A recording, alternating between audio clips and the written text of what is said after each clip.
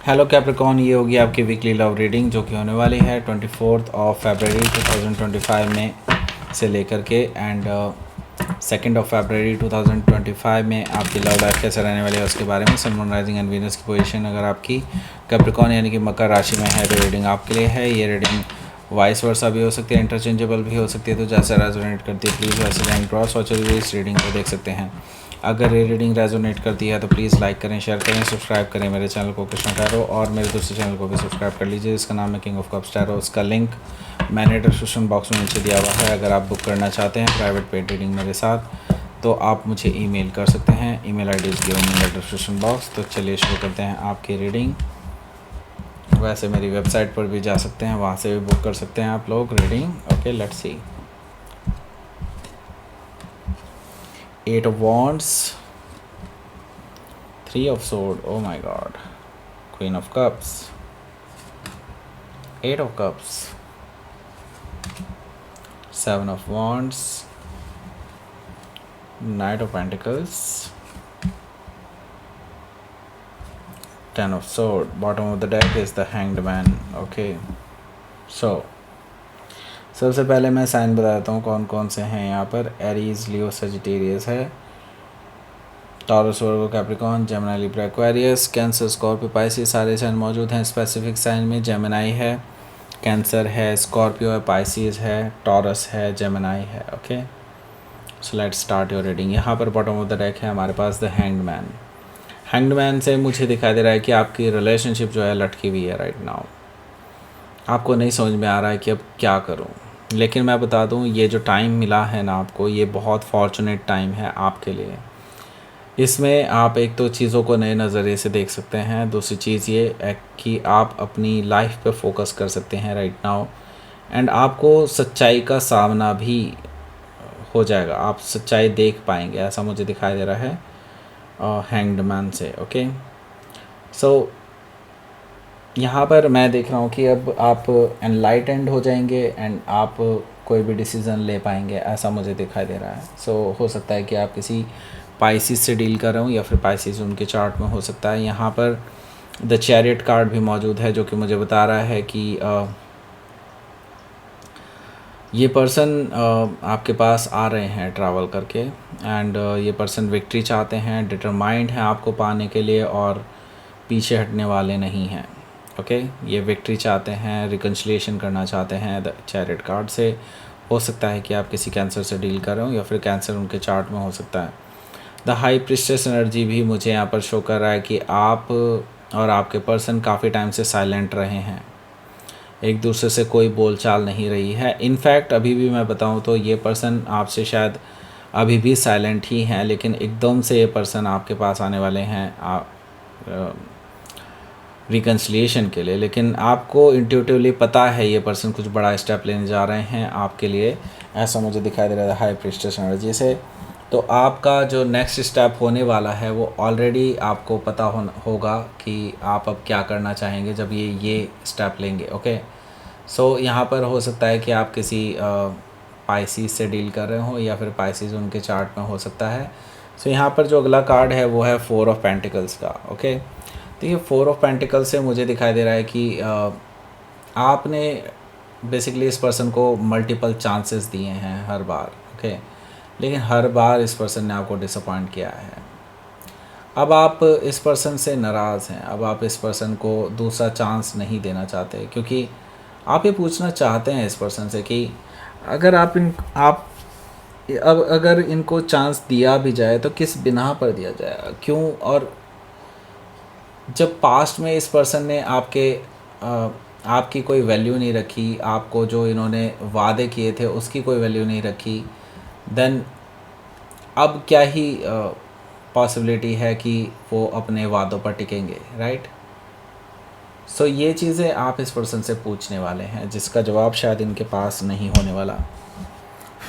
सो देखिए, मैं यहाँ पर देख रहा हूँ कि ये रिलेशनशिप जो है मुझे एंडिंग की तरफ बढ़ता हुआ नज़र आ रहा है। ओके, क्योंकि डेथ कार्ड से आप ऑलरेडी मन आपका उठ चुका है इस रिलेशनशिप से, एंड आप एंडिंग की तरफ जा रहे हैं इस रिलेशनशिप में, क्योंकि आपको समझ में आ चुका है कि ये पर्सन नहीं सुधरने वाला और इनसे इतनी बड़ी बड़ी गलतियां होती रहेंगी, आप कितनी बार इनको माफ़ करेंगे, राइट? सो अब आप मूव ऑन वाली एनर्जी में और एक नई शुरुआत अपनी लाइफ में करना चाहते हैं, क्योंकि अब आप अपना सिर फोड़ना नहीं चाहते इस पर्सन के साथ, राइट? सो हो सकता है कि आप किसी स्कॉर्पियो से डील कर रहे हो या फिर स्कॉर्पियो उनके चार्ट में हो सकता है। तो लेट्स सी, यहाँ पर पहला कार्ड देखते हैं। पहला कार्ड है यहाँ पर 8 ऑफ वॉन्ड्स का। सो मैं ये देख रहा हूँ कि बैक एंड फोर्थ कम्युनिकेशन भी होने जा रहा है आप दोनों के बीच में। सो ये पर्सन मानने तो वाला नहीं है एंड डेफिनेटली ये आपको मनाने के लिए जो इनसे बन पड़ सकता है वो सब करेगा। हर तरह की बातचीत करने के लिए तैयार है, ऐसा मुझे दिखाई दे रहा है 8 ऑफ वॉन्ड्स से। लेकिन जैसे ही आप उनके कमज़ोरी पर पॉइंट आउट करेंगे 3 ऑफ सोर्ड से, वैसे ही बात बिगड़ने लगेगी, क्योंकि आपको पता है कि यहाँ पर थर्ड पार्टी है और आप जानते हैं उस थर्ड पार्टी को, राइट? आप इस पर्सन से उसके बारे में क्वेश्चंस कर सकते हैं, ऐसा मुझे दिखाई दे रहा है। और उसके बाद आप दोनों में थोड़ी बहुत बहसबाजी भी हो सकती है और इनफैक्ट मैं बता रहा हूँ यहाँ से ब्रेकअप भी पॉसिबल हो सकता है, आप दोनों का हो जाए। हो सकता है कि आप किसी जेमिनाई से डील कर रहे हो या फिर जेमिनाई उनके चार्ट में हो सकता है।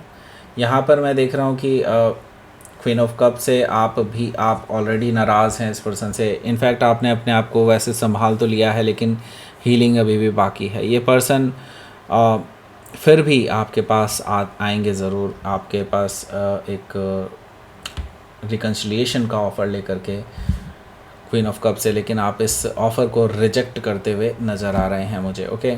हो सकता है कि आप किसी कैंसर से डील कर रहे हो या फिर कैंसर उनके चार्ट में हो सकता है। यहाँ पर 8 ऑफ कप्स भी मौजूद है, जो कि मुझे बता रहा है कि आप इस रिलेशनशिप से मूव ऑन कर रहे हैं, क्योंकि आपको जो इमोशनल सेटिस्फेक्शन चाहिए था वो अब कहीं रहा ही नहीं। वो ट्रू लव जिसके ऊपर आपको प्राउड था, जिसके साथ आप आगे बढ़ना चाहते थे इस पर्सन के साथ, वो कहीं ख़त्म हो चुका है। नाउ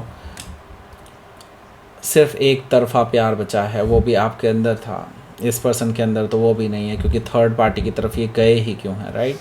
सो हो सकता है कि आप किसी स्कॉर्पियो से डील करो या फिर स्कॉर्पियो उनके चार्ट में हो सकता है। तो यहाँ पर हमारे पास है 7 ऑफ वॉन्ड्स, तो आप इस पर्सन को फाइनली ब्लॉक करने वाले हैं, ऐसा मुझे दिखाई दे रहा है 7 ऑफ वॉन्ड्स से। एंड आप इस पर्सन की कोई बात नहीं सुनने वाले हैं। इनफैक्ट मैं ये देख रहा हूँ ये बार बार आपके पास आते रहेंगे, माफ़ी मांगने आने वाले हैं मल्टीपल टाइम्स, और आपको स्टेबिलिटी का ऑफ़र देने के लिए, आपको मनाने के लिए हर जो चीज़ इनसे बनेगी ना वो सब कुछ करेंगे, क्योंकि ये आपको खोना नहीं चाहते हैं ना। डेफिनेटली इनके लॉन्ग टर्म गोल्स हैं आपके साथ, लेकिन at the same time short term goal तो किसी और के साथ हैं, राइट? सो ये चीज़ तो साफ साफ दिखाई दे रही है कि ये पर्सन ना तो आपको छोड़ना चाहते हैं, ना ही उस थर्ड पर्सन को छोड़ना चाहते हैं, राइट? सो हो सकता है कि आप किसी टॉरस से डील कर रहे हो या फिर टॉरस उनकी चार्ट में हो सकता है। तो आप खुलासा करने वाले हैं कि आपको पता है कि ये थर्ड पर्सन कौन है, कैसा है, क्या क्या चल रहा है आप दोनों के बीच में, वगैरह वगैरह सब कुछ आप इनसे रिवील करने वाले हैं। और आप इनके धोखेबाजी को एक्सपोज करने वाले हैं 10 ऑफ सोर्ड से। एंड यहाँ से मैं देख रहा हूँ कि आप डेफिनेटली बैकस्टैब्ड फील कर रहे हैं। ये जब खुल के आएंगे, अपनी सच्चाई बताएंगे, तब आपको रियलाइज़ होगा कि आपने कितनी बड़ी गलती की है इस पर्सन के साथ वापस से पिछली बार रिकन्सिलिएशन करके, ओके? नाउ क्योंकि आपने इस पर्सन को चांस दे दिया था तो अब आपको रिग्रेट फील हो रहा है, लेकिन अब अभी भी कुछ नहीं बिगड़ा है, अभी भी आप इस पर्सन से दूर जा सकते हैं। आपको मूव ऑन करने में थोड़ा सा टाइम लगेगा, लेकिन यस डेफिनेटली कर पाएंगे। हो सकता है कि आप किसी जेमिनाई से डील कर रहे हो या फिर जेमिनाई उनके चार्ट में हो सकता है। तो लेट्स सी, देख लेते हैं आपके लिए क्या रहने वाला है आउटकम।